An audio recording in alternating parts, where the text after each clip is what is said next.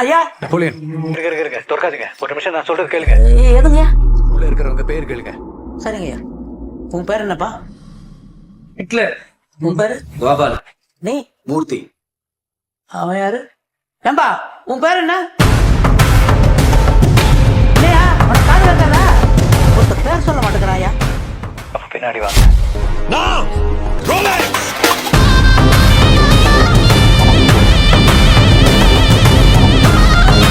வெளியே வந்தா உங்க யாரையும் உயிரோட விட மாட்டேன்.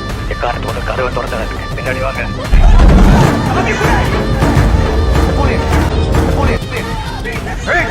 ஆ.